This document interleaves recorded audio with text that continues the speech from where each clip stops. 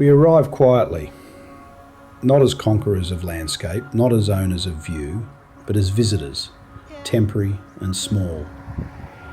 The K-Road cliffs rise ahead of us, pale and patient, their faces cut by wind and rain, their edges softened by time. These cliffs have watched the river longer than memory.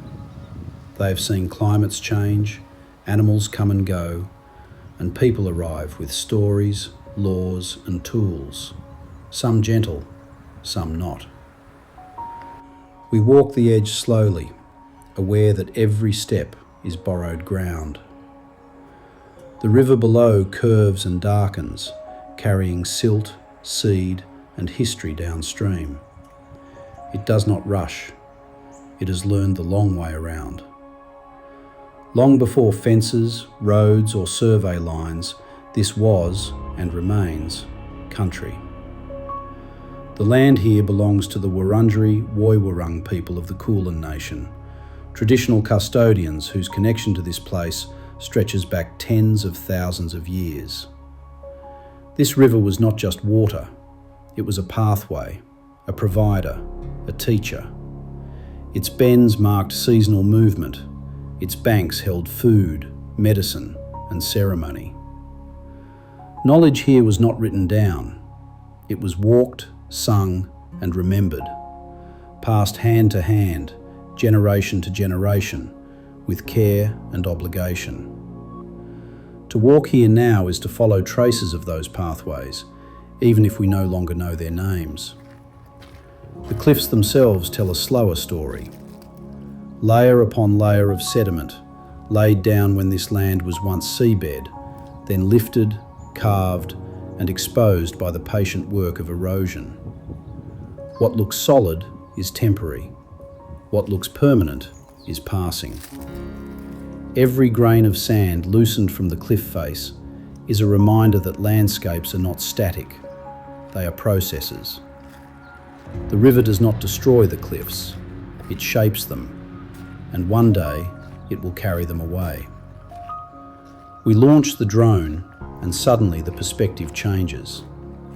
From above, the river becomes a ribbon, dark, reflective, alive.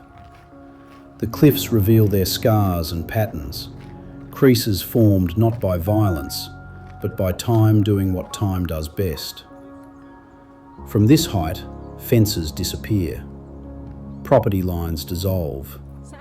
What remains is form, flow, and connection.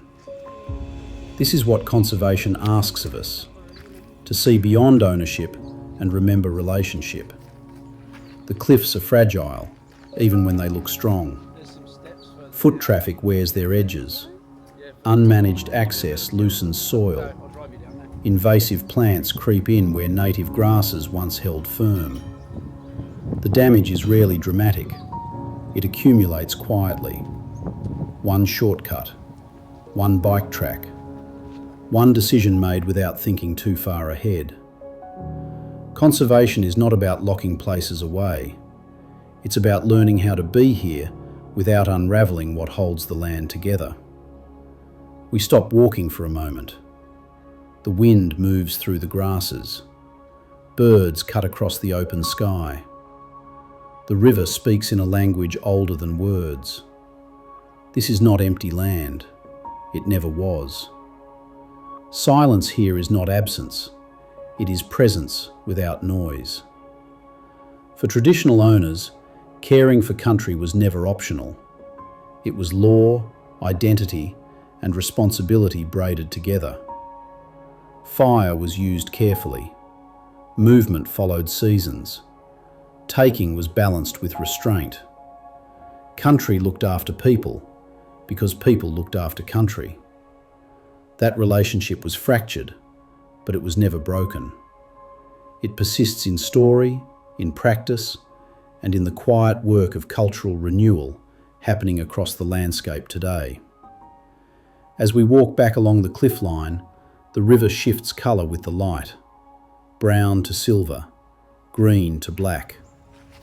The drone follows its curve one last time, tracing the shape of water choosing patience over force. This place does not ask to be admired. It asks to be respected, not as a backdrop, not as content, but as a living system, one that remembers everything done to it. The K Road cliffs will outlast us. They will watch new paths form, new mistakes repeat, and, if we choose differently, new care take root. Our role is simple, and it is difficult.